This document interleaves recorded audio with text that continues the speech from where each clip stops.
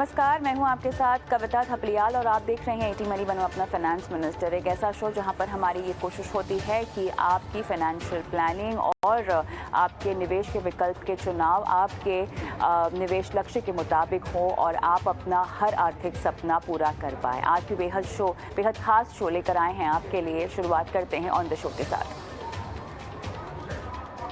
बाजार में उतार चढ़ाव, एसआईपी रोकें या जारी रखें? क्या गिरते हुए बाजार में एसआईपी जारी रखने से हो सकता है बड़ा फायदा?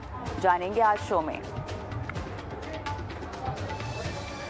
रिटायरमेंट के बाद खुशहाल जिंदगी के लिए कैसे करें निवेश प्लानिंग? पोता पोती के सुनहरे भविष्य के लिए कहां लगाएं पैसा? बताएंगे हमारे एक्सपर्ट्स।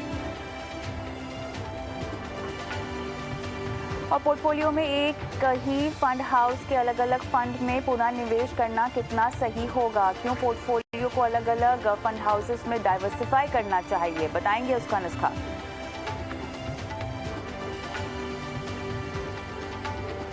साथ ही आपको बताएंगे कैसे बनाएं एक बैलेंस पोर्टफोलियो। निवेश, insurance, credit card, crypto, tax या लोन से जुड़े अपने सवाल हमें भेज सकते हैं एटी मनी बनो अपना फाइनेंस मिनिस्टर में। व्हाट्सएप नंबर 9619873567 और इस नंबर पर अपने सवाल हमें भेजें या वीडियो बनाकर भी अपना सवाल हमें भेज सकते हैं।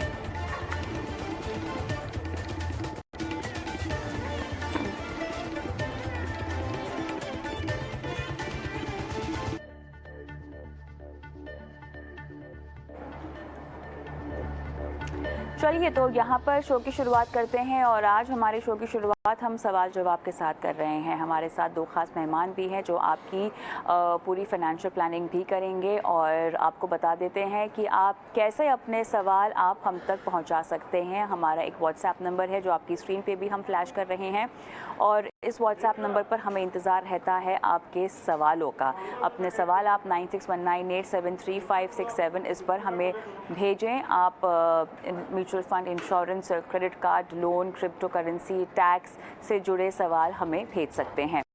चलिए हमारे साथ आज जुड़ रहे हैं Amit Kukreja, founder Amit Kukreja advisory, Harshvardhan Rungta, CFP Rungta securities. आप दोनों का स्वागत है हमारी इस बेहद खास पेशकश में। और मैं समझ रही हूँ हमारे साथ पहले दर्शक भी फ़ोन लाइन पर जुड़ गए हैं। CM शर्मा साहब। शर्मा जी नमस्ते सर, कहाँ से बोल रहे हैं? मैम मैं चंडीगढ़ से बोल रहा हूँ। अच्छा सर, अपनी टीवी की आवाज़ बंद कर देंगे और मुझसे फ़ोन पर बात करेंगे प्लीज़। हाँ मैं अभी कम कर देंगे।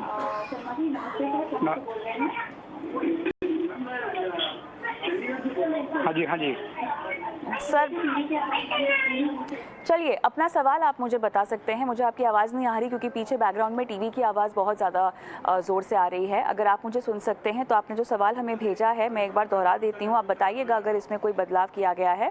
आपने कहा है कि आप एक रिटायर्ड इंडिविजुअल हैं और आपको लगभग 1.3 करोड़ मिलने वाले हैं मार्च के अंत तक, और इसी में से आप समझना चाह रहे हैं कि जो आपको पैसा मिलने वाला है उसको आप म्यूचुअल फंड में लगाएं या उसका फिक्स डिपॉजिट कर लें। अपना खर्चा जो आपने बताया है वो है 50,000 रुपये हर महीना, और आप प्रॉपर्टी खरीदने का भी एक विकल्प आपने अपने लिए खुला रखा हुआ है। आपको अपनी पोती जो कि 7 साल की है और आपके पोते की पढ़ाई के खर्चे के लिए भी कुछ रकम इकट्ठा करनी है और इसी निवेश के ज़रिए आप करना चाहते हैं, और इसी के लिए आपने हमसे मदद भी मांगी है। मुझे ये बताएं कि फ़िलहाल ये जो कॉर्पस है 1.3 करोड़ का आपको मार्च में मिलने वाला है ना?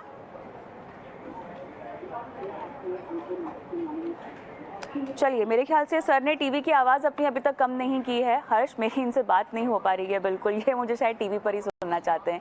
बहरहाल तो हर्ष बताइए, 1.3 करोड़ इनको मिलने वाला है मार्च 2023 तक, और उसको ये अलग अलग पर्पसेस के लिए निवेश करना चाहते हैं, प्रॉपर्टी भी खरीदना चाहते हैं और समझना चाहते हैं कि 50,000 रुपये जो शायद उनको इसी पैसे में से चाहिए, इसी जो जमा होगा इनका उसी में से चाहिए, वो कैसे मिल पाएगा, और साथ ही पोता पोती के लिए ये कैसे राशि इकट्ठा कर सके। वेल कविता, एक बात तो सही है और एक बात पॉसिबल है कि इनका जो कॉर्पस है रिटायरमेंट का, जो 1.3 करोड़ इन्हें मिलने वाला है, उससे अगर ये हर महीने का 50,000 रुपया महीना चाहते हैं तो वो आ सकता है, उसमें कोई दिक्कत नहीं है। सिर्फ मुझे एक कंसर्न है कि ये जो रिटायरमेंट का कॉर्पस इनका इकट्ठा हुआ है, ये इनकी जिंदगी भर की कमाई है। मतलब जो इन्होंने पूरी जिंदगी भर काम किया है उसका उन्हें आज की तारीख में रिटायरमेंट कॉर्पस मिल रहा है। आगे जाते हुए एक्टिव इनकम बंद होने वाली है, और जो भी इनको रिटर्न्स आने वाले हैं या जो भी इन्हें कैश फ्लो आएगा वो इसी कॉर्पस पे आने वाला है। ये मैं क्यों एम्फोसाइज कर रहा था, क्योंकि इन्होंने जिस हिसाब से सवाल पूछा है कि ये कंपेयर कर रहे हैं फिक्स डिपॉजिट में लगाना या म्यूचुअल फंड, या बोल रहे हैं या मैं कोई प्रॉपर्टी में जमा कर दूं, तो कैसे मैं इसे इन्वेस्ट करूं ताकि मुझे 50,000 रुपए महीने का मिले। प्लस इन्होंने कहा है कि इन्हें अपने ग्रैंड चिल्ड्रन के हिसाब से इन्वेस्टमेंट्स करने ताकि उनकी हायर एजुकेशन को वो फंड कर सके। अमाउंट कितना है, कितने साल बाद उन्हें जरूरत होगी, तो ये सारी जो इन्फॉर्मेशन है ना, ये मिसिंग है। अब मैं ना शर्मा जी से एक ही चीज कहूंगा कि शर्मा जी देखिए, ध्यान से समझिए कि ये पैसे आपको फिर से वापस नहीं आने वाले। ये आपकी पूरी जिंदगी भर की कमाई है जो आपने इकट्ठा किया है। आप fixed deposit, mutual funds, property, इनकी जो अलग अलग चीजों की कंपैरिजन की बात कर रहे हैं ना, ये सारे जो प्रोडक्ट्स है वो एक दूसरे से कंपेयर ही नहीं हो सकते। ये आप इनके कैरेक्टरिस्टिक्स अलग है, इनके टैक्सेशन अलग है। इनका जैसे अगर आप प्रॉपर्टी खरीदते हैं तो उसको उसमें खर्चे भी लगना शुरू होंगे, उसका आपको मेंटेनेंस है, उसका प्रॉपर्टी टैक्सेस होंगे, एक्सेट्रा। सो मेरा सुझाव ये रहेगा कि आप इसको एक बहुत ही सीरियसली लें, और एक पर्सनल फाइनेंस का जो एक्सपर्ट है उनसे पर्सनली मिलें, और उनसे मिलने के बाद हर पहलू को समझें कि किस हिसाब से किसमें कितना रिस्क है। फिक्स डिपॉजिट में भी अपने तरह के रिस्क होते हैं। इन्फ्लेशन रिस्क होता है, फॉर एग्जाम्पल री इन्वेस्टमेंट रिस्क होता है। म्यूचुअल फंड में अलग टाइप के रिस्क होते हैं, प्रॉपर्टी में अलग चीज की ना चीजों को ध्यान में रखना होता है। तो इसे थोड़ा सीरियसली लेके एक लंबी एक्सरसाइज बनाइए, और जब तक आप पूरी चीजें समझे नहीं तब तक इन पैसों को लगाइएगा मत। मैं सिर्फ इसी पर्पस के लिए आपको और डिटेल्स नहीं दे रहा हूँ कि किस प्रोडक्ट में किस तरह से, ये आपको सजेस्ट कर रहा हूँ कि आप किसी प्लानर से मिलिए और उनसे पूरी अच्छी तरह समझ के ही इस पैसों को जमा करिए। उससे पहले आप उसका डिसीजन ऐसे मत लीजिएगा। शर्मा जी, क्या आपको मेरी आवाज़ आ रही है? मैम आ रही है। जी सर, आपने सुना आपको हर्ष ने क्या सलाह दी? कोई सवाल पूछना चाहते हैं? यस मैम, पूछना चाहता हूँ मैं भी, क्योंकि मुझे कुछ एडवाइस करो ना, व्हाट शुड आई डू, किन किन फंड में मैं कुछ करूँ ताकि मेरा टारगेट पूरा हो। चलिए, मेरे ख्याल से हर्ष ने काफ़ी हद तक आपको सवाल का जवाब दिया है। हर्ष, अगर इनको म्यूचुअल फंड्स में जाना हो तो कैसे निवेश की सलाह आप देंगे? वैसे आपने कहा अपने जवाब में शुरुआत में कहा कि बहुत ज़रूरी है कि ये विस्तार से अपनी फाइनेंशियल प्लानिंग करवाएं किसी आर्थिक सलाहकार के पास जाकर, लेकिन क्योंकि अभी हमारे पास आए हैं, इनके लिए आपके मुताबिक सबसे सही विकल्प क्या होगा? क्या रियल एस्टेट में निवेश कर लेना चाहिए? क्योंकि एक तरह से इनकी एक स्टेडी इनकम जो ज़रूरत होती है रिटायरमेंट के बाद वो बंद हो चुकी होती है। तो अब जो निवेश करेंगे, क्या उसके ज़रिए इनको 50,000 रुपये हर महीना मिलने की गुंजाइश है, क्योंकि इनको अपनी पोता पोती के पढ़ाई के खर्च के लिए भी प्लानिंग करनी है? जी हाँ कविता, आपने सही कहा। तो मैं फिर से एक बार रिपीट करूंगा कि मेरी सलाह तो यही रहेगी कि वो किसी से पर्सनली मिले और अच्छी तरह डिटेल में प्लानिंग करें। लेकिन अगर ये एक ओवरऑल लेवल पे अगर जानना चाहते हैं किस तरह से पैसे डिवाइड कर सकते हैं, तो देखिए एक हिस्सा जो है ना आप फिक्स डिपॉजिट जरूर करिएगा। फिक्स डिपॉजिट किस तरह की, आप सीनियर सिटीजन सेविंग स्कीम में जरूर इन्वेस्ट करिएगा, जिसमें अभी लिमिट बढ़ा के 30 लाख कर दी गई है। सो ईच इंडिविजुअल 30 लाख तक इन्वेस्ट कर सकते हैं। जब तक आपके हाथ में पैसे आएंगे आपके वो ऑप्शन में खुल जाएगा कि आप उसे 30 लाख तक इन्वेस्ट कर सकते हैं। आपकी वाइफ अगर 60 ईयर्स एंड अबव है तो उनके नाम पे भी आप 30 लाख कर सकते हैं। तो इस तरह से क्या होगा कि आधा कॉर्पस जो आपका है, वो आधा कॉर्पस कम से कम आपका एक फिक्स डिपॉजिट सिक्योर्ड 8% वाली स्कीम में लग जाएगा। इसके अलावा जो आपके पास आधा कॉर्पस बचा, तो 60 लाख लग गया, आपके पास करीबन 70 लाख रुपए रहेंगे अगर हम 1.3 करोड़ दिखते हैं। उस 70 लाख में से आप एक हिस्सा म्यूचुअल फंड्स में लगा सकते हैं, लेकिन उसमें आप समझिए किस तरह की स्कीम्स में लगा रहे हैं आप। आपको डेट में जाना है कि हाइब्रिड फंड्स में जाना है? इक्विटी तो डेफिनेटली आप 100% लेंगे नहीं, तो लेकिन हाइब्रिड फंड आपको अपने पोर्टफोलियो में जोड़ने का एक रीजन बनता है, क्योंकि आपको पोस्ट रिटायरमेंट भी आपको इन्फ्लेशन को बीट करना है। तो इन्फ्लेशन आप बीट कैसे करेंगे? जिसमें आप थोड़ा सा इक्विटी एक्सपोजर लेते हैं, जो आपको हाइब्रिड फंड के जरिए मिल सकता है। हाइब्रिड फंड में आपके पास ऑप्शन होता है कि इक्विटी आप मिनिमम 15-20% से लेके 80% तक जा सकते हैं। तो मेरा सुझाव आपके लिए रहेगा कि आप इक्विटी लोअर एंड तक रहिएगा, तो उसमें आपको कंजर्वेटिव हाइब्रिड फंड की कैटेगरी आ जाती है, आपके इक्विटी सेविंग्स फंड आ जाते हैं। उस तरह के फंड्स को आप कंसिडर करिएगा। कौन सी स्कीम क्या, मैं अभी डिटेल में इसीलिए नहीं जा रहा हूँ क्योंकि मैं चाहता हूँ कि आप जाके किसी से मिले, सिर्फ स्कीम का नाम लेके अपनी पूरी जिंदगी भर की जो कमाई है उससे उसमें ऐसे बिना समझे ना निवेश करें। तो ऐसे, और उसमें जब आप डेट में इन्वेस्ट करेंगे और डेट फंड्स में से आप SWP कर सकते हैं। तो जितना आपको सीनियर सिटीजन सेविंग स्कीम का इंटरेस्ट आएगा उसका जो डिफरेंस है, आपको 50,000 चाहिए महीने का, आपको 50,000 पूरा तो आपको महीने का सीनियर सिटीजन के स्कीम से आने वाला है नहीं। तो जो डिफरेंशियल अमाउंट है वो डेट फंड्स में से आप एसडब्ल्यूपी कर लीजिएगा। तो ये एक मोटा मोटी हिसाब बता रहा हूँ मैं आपको कि इस तरीके से जाइए। रियल एस्टेट में मैं एनकरेज नहीं करूंगा, क्योंकि रियल एस्टेट में अगर रेंटल यील्ड्स देखते हैं, रेसिडेंशियल होगी तो आपको 1.5 से 2% के ऊपर मिलता नहीं है। कैपिटल अप्रिसिएशन होगा नहीं होगा, वो एक रियल एस्टेट बहुत ही पोलराइज मार्केट होता है। और तीसरी बात, जो आप रेंट में कमाएंगे लगभग उतना या तो उससे थोड़ा कम आपका उस प्रॉपर्टी को मेंटेन करना, टैक्सेस देना, इसी में लग जाएगा। So I wouldn't recommend real estate, but आप फिक्स डिपॉजिट, जो senior citizen saving scheme, post office की मंथली इनकम स्कीम है, वो सारी कैटेगरीज को फुलफिल करने के बाद आप म्यूचुअल फंड्स में, हाइब्रिड एंड डेट फंड्स में अपना पोर्टफोलियो बना सकते हैं। All the best Sharma ji आपके पोर्टफोलियो के लिए। उम्मीद करते हैं कि आपको सलाह समझ में आई हो। और पुणे से गणेश क्या मेरे साथ फोन लाइन पर हैं? हेलो। गणेश हाय, आपको मेरी आवाज़ आ रही है? हाँ, आवाज़ आ रही है मैडम। ओके, 26,000 का आप निवेश कर रहे हैं, 2 करोड़ आपको चाहिए 15 साल में। एक्सिस स्मॉल कैप, डीएसपी का फ्लेक्सी कैप है आपके पास, डीएसपी का मिड कैप है और डीएसपी का ही स्मॉल कैप है आपके पास। हाँ हाँ हाँ, बोलिए। एक्चुअली वो क्वेश्चन हो गया पिछले बार। मेरा दूसरा क्वेश्चन था अभी कि मुझे क्या करना है कि 2 लमसम एसआईपी करनी है, मतलब एक 17 साल के लिए और एक 25 साल के लिए, लॉन्ग टर्म के लिए। एक 17 साल के लिए आपको लमसम एसआईपी करनी है और एक 25 साल के लिए 25 साल के लिए लमसम निवेश करना है। कितना निवेश करेंगे ये? हाँ, तो एक्चुअली कैसा है, 17 साल के लिए कैसा है, वो एजुकेशन पर्पज के लिए करना है 17 साल का, और 25 साल का है वो शादी के लिए करना है। मतलब तो कितना इकट्ठा करना चाहते हैं, कितना निवेश करेंगे और कितना इकट्ठा करना चाहते हैं, ये बताएं। हाँ, तो 17 साल का जो है वो 50 से 60 लाख का टारगेट है, और जो 25 साल का निवेश है उसका 1 करोड़ का टारगेट है। अभी आप जो एसआईपी कर रहे हैं वो कितनी है? 26,000 की एसआईपी है कि ये अमाउंट बढ़ेगा? नहीं, वो एसआईपी अलग है मेरा, वो एसआईपी का हो गया है मेरा। ये मतलब लमसम का इन्वेस्टमेंट करना है अलग से। कितना करेंगे इसका इन्वेस्टमेंट? एग्जैक्ट में अगर मुझे 1 करोड़ 25 साल के लिए अगर चाहिए तो लमसम कितना इन्वेस्टमेंट करना पड़ेगा मुझे? ठीक है अमित, सवाल में यहाँ पर बदलाव जैसा कि आप सुन ही रहे होंगे। 17 साल 25 साल का लक्ष्य और कुल मिला के 1 करोड़ अगर चाहिए हो इनको तो कितना निवेश करना होगा? लमसम में कह रहे हैं कि निवेश करना है। जी, मैं इनका कैलकुलेट कर रहा हूँ कविता। अगर ये और हमारी ये कैलकुलेशन ठीक भी, अगर ये 20 लाख रुपए आज इन्वेस्ट कर लें और अगर वो 13% के उससे कंपाउंडिंग हो,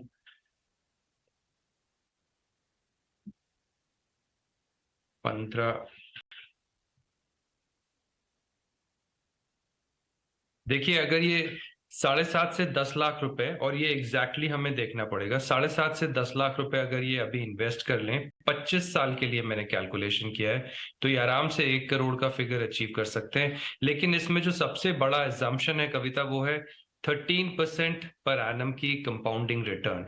तो इनको इन्वेस्टमेंट स्ट्रैटेजी ऐसे रखनी पड़ेगी कि वो लिक्विड फंड में पैसा ले जाएं और अपने पोर्टफोलियो को मल्टी कैप और मिड कैप एक्सपोजर को रखते हुए सिस्टमैटिक वीकली या मंथली फ्रीक्वेंसी में अगले 2 से 3 साल में पूरा पैसा डेट फंड से, जो कि मैं बोल रहा हूँ लिक्विड फंड से, इक्विटी फंड में ले जाए, तो ये 1 करोड़ का टारगेट अचीव कर सकते हैं। All right Ganesh, all the best. और सभी दर्शकों से यही दरख्वास्त है कि जब भी वो अपना जो सवाल हमें भेजें वही सवाल अगर फ़ोन पर पूछें तो हमारे लिए आसानी होगी, एक्सपर्ट्स के लिए भी आसानी होगी, क्योंकि यही सवाल जो आप हमें व्हाट्सएप पर भेजते हैं वही सवाल हम अपने एक्सपर्ट्स को देते हैं और वो बहुत बारीकी से अध्ययन करके आपके लिए एक रणनीति तैयार करते हैं, जो कि शो पर जब आप फ़ोन पर उनसे बात करते हैं तो वो आपको वो रणनीति समझाते हैं। एन मौके पर कुछ डिटेल्स अगर आ जाती हैं तो वो एक्सपर्ट को उस पर अध्ययन करने में थोड़ा सा समय लग जाता है। इसीलिए दरख्वास्त ये है कि जो सवाल भेजा है वही पूछने की कोशिश करें। और सवाल जवाब का सिलसिला इसीलिए भी हमने शुरू किया है क्योंकि बजट के ऐलान के बाद हमने देखा है कि बहुत दर्शक हैं जो अलग अलग एस्पेक्ट्स पर सवाल पूछ रहे हैं, टैक्स को लेकर, अपनी फाइनेंशियल प्लानिंग को लेकर। बहुत सारे लोगों को नए टैक्स रेजिम को लेकर कन्फ्यूजन है और इसीलिए हम शो पर किसी खास मुद्दे पर चर्चा करने के बजाय दर्शकों के सवालों पर फोकस कर रहे हैं। आपको भी बता देती हूँ हमारा व्हाट्सएप नंबर जहाँ पर हमें इंतज़ार रहता है आपके सवालों का। इस नंबर पर अगर आप भी कोई भी सवाल पूछना चाहते हैं, भले ही वो टैक्स व्यवस्था को लेकर हो या आपकी निवेश रणनीति को लेकर हो, अपने सवाल आप हमें इस नंबर पर भेज सकते हैं। बहरहाल सुहास भवसार मेरे साथ जुड़ गए हैं जो कि हर्ष से सवाल पूछना चाहते हैं। सुहास, आपको मेरी आवाज़ आ रही है? हाँ मैडम, नमस्ते। मैं सुहास बोल रहा हूँ। नमस्ते सर। जी सर। हाँ सर, मैडम मुझे एक SIP चालू करना है इंडेक्स फंड में। तो अभी जैसे मेरे पास ऑलरेडी निफ्टी 50 का इंडेक्स फंड है HDFC। तो इसमें दो मिड कैप में अगर देखें तो एक मिड कैप इंडेक्स फंड रहता है और दूसरा निफ्टी नेक्स्ट 50। तो कौन सा 10 से 12 साल के लिए SIP रहेगी 2000 पर मंथ।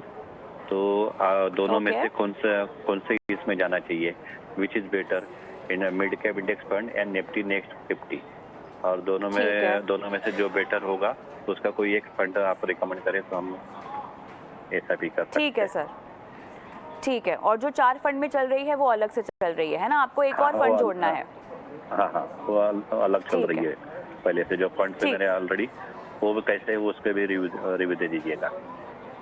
ठीक है। हर्ष, कोई सवाल आपने पूछना है सुहास से?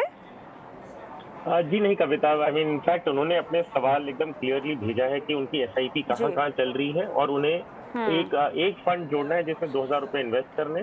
तो ये समझने की कोशिश करें कि मिड कैप इंडेक्स फंड अच्छा होगा कि निफ्टी 50 या निफ्टी नेक्स्ट 50 रादर, इन दोनों में कौन सा अच्छा होगा? तो बहुत क्लियरली इनका जो एग्जिस्टिंग पोर्टफोलियो है उसमें इनके पास स्कोप है कि अगर एक ये मिड कैप इंडेक्स फंड जोड़ना चाहें तो कर सकते हैं। तो स्कीम का नाम मैं बता दूं, Motilal Oswal Nifty mid cap 150 index fund.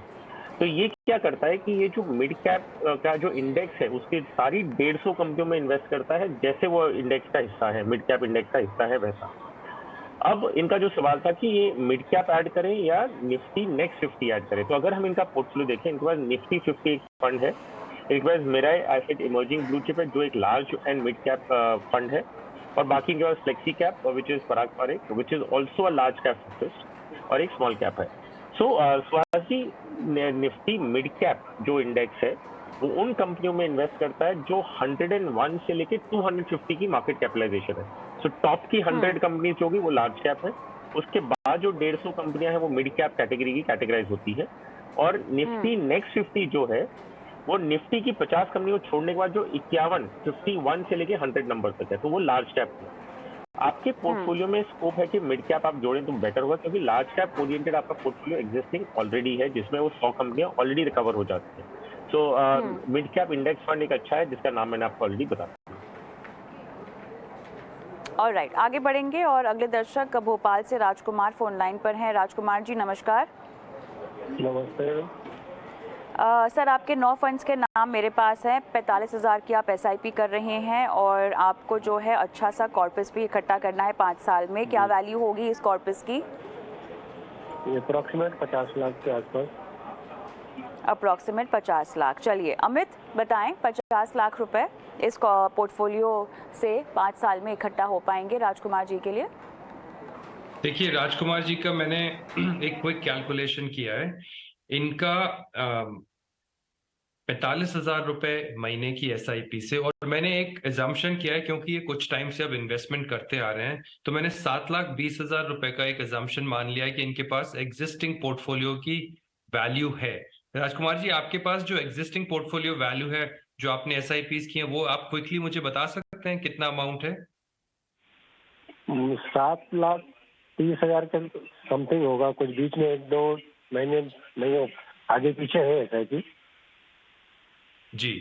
7,20,000 आपने बोला, तो अगर मैं 7,20,000 SIP, 7,20,000 का लमसम वैल्यू और आपकी 45,000 की SIP से आप ऑलमोस्ट 49 लाख रुपए तक एक्यूमुलेट कर सकते हैं। इसमें मैंने 12% का एजम्पशन किया है। अगर मैं इसको 13% कर दूं तो आप आराम से 50 लाख रुपए एक्यूमुलेट कर सकते हैं और वो आपको आपके गोल तक पहुंचा सकता है। लेकिन जो स्कीम्स आपने ली हैं राजकुमार जी, वो मोस्टली फ्लेक्सी कैप और मिड कैप स्पेस की स्कीम है। मतलब 5 साल के पीरियड के लिए ये एक high risk high reward game हो सकता है। अगर आपका गोल बहुत इंपॉर्टेंट है तो मैं सजेस्ट करूंगा कि आप थोड़ा सा रिस्क एक्सपोजर को डाइल्यूट कीजिए। आप थोड़ा सा लार्ज कैप ओरिएंटेशन अपने पोर्टफोलियो में लेके आइए, ताकि वॉलेटिलिटी से आपके पोर्टफोलियो परफॉर्मेंस में ज्यादा वेरिएशन ना आए। तो 12-12.5% का टारगेट रखते हुए आप अपने पोर्टफोलियो में लार्ज कैप इंट्रोड्यूस कर दीजिए। और मैं कुछ स्कीम्स कॉल आउट करूंगा जिनको आप कंटिन्यू कीजिए, जो बाकी मैं कॉल आउट नहीं कर रहा हूं उनको आप स्टॉप कर दीजिए।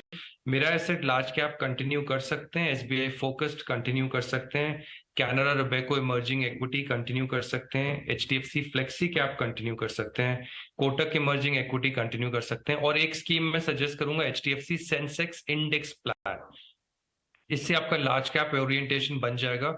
इन स्कीम्स में आप आराम से 8 से 9 हजार रुपए ईच स्कीम में एसआईपी बरकरार रखिए और आपका लक्ष्य 5 साल में आराम से अचीव हो सकता है।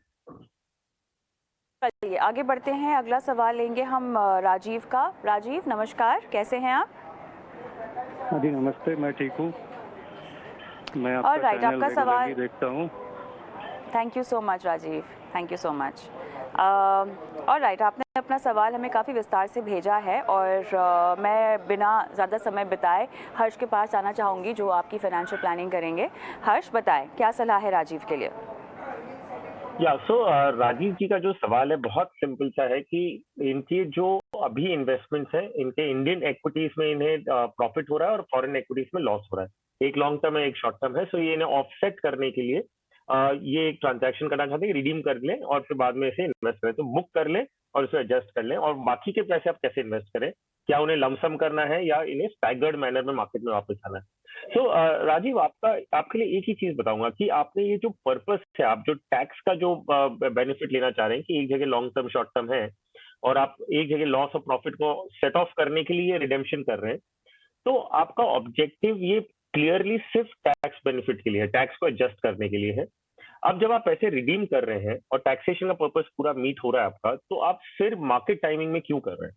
आप ये क्यों देख रहे हैं कि अब मार्केट में मैं स्टैगर्ड मैनर में आऊंगा? आप अपने आप से एक सवाल पूछिए, अगर आपको ये टैक्स का एडजस्टमेंट नहीं करना था, तो क्या आप आज की मार्केट टाइमिंग के हिसाब से आप उसे निकालते और फिर स्टैगर्ड मैनर में आते क्या? अगर आंसर नहीं है, तो अभी जब आपका पर्पस टैक्सेशन का है तो आप रिडीम करिए, उसे फिर से लमसम में ही इन्वेस्ट कर दीजिए। क्योंकि जो लॉन्ग टर्म पर्पस के लिए आपने इक्विटी में इन्वेस्ट किया था, वो पर्पस चेंज नहीं हुआ है। आप ये सिर्फ एक्सरसाइज जो कर रहे हैं टैक्स एडजस्टमेंट के लिए कर रहे हैं, तो फिर मार्केट टाइमिंग में मत रखिए। दोनों ऑब्जेक्टिव को मिक्स मत करिए। इक्विटी लॉन्ग टर्म एसेट है तो उसे लॉन्ग टर्म में रहने देना होगा। फिर आप स्टैगर्ड मैनर में आएंगे तो अभी तक का जो आपका इन्वेस्टमेंट था वो पर्पस फुलफिल नहीं होता। सो ऑब्जेक्टिव्स को सेपरेट रखिए, जो पर्पस के लिए काम करें वही करिए, उसको मार्केट टाइमिंग के साथ में मिक्स करके कंफ्यूज ना करें। राइट, चलिए जल्दी से आगे बढ़ेंगे। प्रज्ञा जैन का सवाल मैं लूंगी जो फोन लाइन पर हमारे साथ है। नमस्कार। और राइट, आईसीआईसीआई प्रू मेरे को म्यूचुअल फंड के लिए कुछ म्यूचुअल फंड में इन्वेस्टमेंट करना चाहता था, करीब 20,000 रुपया। उसके कुछ नाम मैंने भेजे हैं जी, तो मैं वो चाह रहा था वो कि नाम मेरा है। एक फंड बना के दे देवे। बढ़िया, ठीक है। अमित बताएं। तो इन्होंने जो 5 म्यूचुअल फंड स्कीम्स प्रज्ञा ने अपने पोर्टफोलियो में रखे हैं, वो सारे एक अच्छी परफॉर्मेंस वाले स्कीम्स हैं और इनका फॉर्चुनेटली जो एक्सपोजर है मिड कैप, लार्ज कैप और फ्लेक्सी कैप के थ्रू, वो एक अच्छा एक्सपोजर है। तो मैं इनके म्यूचुअल फंड स्कीम्स की लिस्ट में कोई चेंज सजेस्ट नहीं करूंगा। लेकिन अगर ये खुद इसको ऑप्टिमाइज करना चाहते हैं और इस लिस्ट में 5 के बजाय या 4 में करना चाहते हैं, तो मैं बोलूंगा कि ICICI prudential value discovery, PGM India flexi cap, Canara Robeco और क्वांट फोकस फंड, ये चारों में कंटिन्यू रखें। जो इनका 5वां फंड है उसमें वो स्टॉप कर सकते हैं, लेकिन ये पांचों ठीक हैं। इनका जो टारगेट है 20,000 महीने की एसआईपी के थ्रू ऑलमोस्ट 49 इनको अचीव करना है 1,25,00,000 और ये 10 वर्ष में अचीव करना चाहते हैं, लेकिन 20,000 के रुपए की एसआईपी के थ्रू ये गोल अचीव नहीं कर सकते। अनफॉर्चुनेटली ये सिर्फ 49 लाख या 50 लाख के आसपास का टारगेट अचीव कर सकते हैं। इसमें ये 24 लाख रुपए इन्वेस्ट करेंगे और 14% का आरओआई मैंने एज्यूम किया है। स्कीम्स अच्छी हैं, एक्सपोजर अच्छा है, रिस्क एडजस्टेड रिटर्न अच्छा मिलेगा, लेकिन जो इनका टारगेट है वो काफी बड़ा है और उस टारगेट को अचीव करने के लिए या तो इनको एसआईपी बढ़ाना होगा या उस टारगेट अमाउंट को छोटा करना होगा। जिस एसआईपी के थ्रू ये चल रहे हैं उस एसआईपी के थ्रू ये करीब 50 लाख रुपए एक्यूमुलेट कर सकते हैं। बहुत बढ़िया। उम्मीद करते हैं कि आपको सलाह समझ में आ गई हो और इसी के साथ चलिए शो को भी यहीं समेटना होगा। हर्ष आपका और अमित आपका बहुत बहुत धन्यवाद, आप दोनों ने समय निकाला दर्शकों की फाइनेंशियल प्लानिंग की। और इसी के साथ हम भी रुकेंगे एक छोटे से ब्रेक के लिए, लेकिन ब्रेक पर जाएं उससे पहले एक नंबर आपकी स्क्रीन पर हम छोड़े जा रहे हैं जो हमारा व्हाट्सएप नंबर है।